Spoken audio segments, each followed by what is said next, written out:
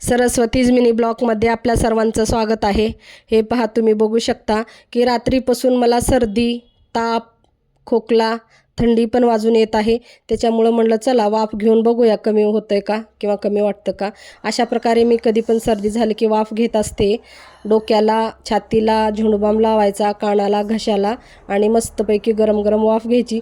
पूर्ण पांघरून घेतलं की पूर्ण शरीराला वाफ लागती आणि कफ थोडाफार कमी वाटतो, पण बरं वाटतं। कमी काही होत नाही, पण बरं तरी वाटतं थोडंफार। मग 12 वाजेपर्यंत वाट बघितली कमी होईल म्हणून, पण कमी झालेलं नाही। तुम्ही बघू शकता मी आता हॉस्पिटलमध्ये आलेली आहे। आमच्या पाण्याच्या टाकीला पल्स हॉस्पिटल आहे। डॉक्टर किशोर कोतवाडे हे डॉक्टर आहेत इथे।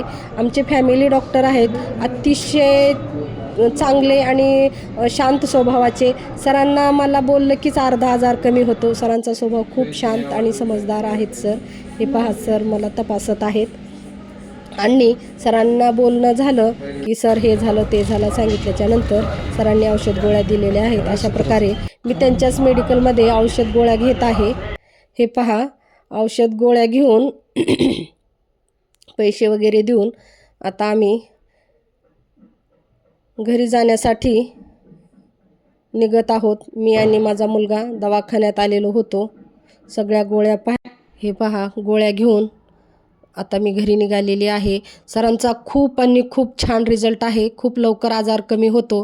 खूप अतिशय सुंदर आणि चांगल्या प्रकारे सर तपासतात आणि खूप छान रिझल्ट आहे सरांचा। तुम्ही पण येऊ शकता।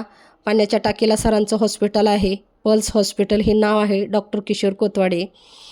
मी गोळ्या घेत आहे। गोळ्या सकाळी सकाळी काही न खाता जे उपाशीपोटी गोळी असते ते मी घेतलेली आहे आता, आणि मग जेवण करून बाकीच्या गोळ्या घ्यायचं ठरवलं आहे। तर अशा प्रकारे मी सगळ्या गोळ्या बघून जे उपाशीपोटीची गोळी आहे ते मी घेतलेली आहे आता। हे पहा, तुम्ही बघू शकता। ताई ताई, गॅस संपला काय की बघ। अरे देवा, आता काय करावं। दुष्काळात 13वा महिना, गॅस पण संपला। कसं संपला एवढ्या लवकर? आधीच तर तब्येत बरी नाही, दुनियाचा दवाखान्याला पैसा गेला। यश यश, गॅस संपला काय की रे बाबा। बाथरूमचा गॅस काढून आण बरं, आता गिझरचा गॅस काढून मला किचनला लावावं लागेल। आता गॅस संपलेला आहे, काय करणार, नाविलाज आहे। गॅस संपल्यामुळं आता मी हे पहा असं वाकून खाली जावं लागतं। लेकरं तर कुण्या कामाचे नसतात, गॅससुद्धा काढता येत नाही पोरांना आजकालच्या। आपली चुकी आहे, आपण शिकवलं नाही त्यांना। आपण स्वतःहून सगळं करतो ना, आई पुढे पुढे पुढे, त्याच्यामुळं लेकरावाला काही जमतच नाही। माझा मुलगा तर म्हणतो मला गॅसच लावता येत नाही। आता आई नसल्याच्या टायमाला कोण गॅस लावणार आहे ह्याला, कोणास ठाऊक। हे पहा, मी स्वतः खाली जाऊन अशा प्रकारे वाकून आजारी आहे तरी पण मी खाली जाऊन गॅस काढलेला आहे। आणि अशा प्रकारे मी गॅस काढून, हे पहा तुम्ही बघू शकता, किचन वट्टेच्या खाली किती छोटा पेस असतो आणि हा छोट्या पेसमधून गॅस काढून दुसरा गॅस लावावा लागतो। पण मी गॅस लावायच्या अगोदर पूर्ण सफाई करून घेते, कारण परत महिनाभर सिलेंडर हलवायला भीती वाटते किंवा बंद करा, काढा, साफ करा। त्याच्याऐवजी दरवेळेस गॅस लावताना मी पूर्ण झाडून घेऊन कचरा जाळ्या सगळ्या साफ करून स्वच्छ पुसून घेऊनच मी दुसरा गॅस लावत असते। हे पहा तुम्ही बघू शकता, अशा प्रकारे मी गॅसचं टोपण काढते। फार गच्च असतं रे बाबा, ह्या गॅसचं ते झाकण निघत नाही कधी कधी। हे पहा, आता झाकण निघालेलं आहे। अशा प्रकारे मी दुसरा गॅस लावत आहे। गॅसचा एक असा प्रॉब्लेम असतो, हे कधी अचानक संपेल सांगता येत नाही बरं का। किती पण लक्ष ठेवा, कधी लवकर संपतो तर कधी उशिरा संपतो, ह्याचं काही सांगताच येत नाही बाबा। हे गॅस पण फार अवकाळी असतात बरं का। हे पहा, आता अशा प्रकारे आईनं गॅस लावलेला आहे। माझी आई खूप सुंदर स्वयंपाक करते, खूप छान चपात्या असेल, भाजी असेल, काही पण माझी आई खूप छान स्वयंपाक करते। माझी आई आता 75 वर्षाची आहे, पण स्वयंपाक असेल, कुठलंही काम असेल, खूप छान करते।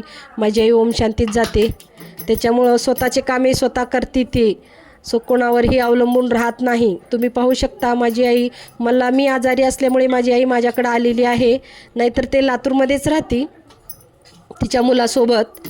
माझी आई मी आजारी असल्यामुळे, हे पहा तुम्ही बघू शकता, माझी आई किती छान चपात्या करत आहे। माझी आई खूप सुगरण आहे स्वयंपाकामध्ये.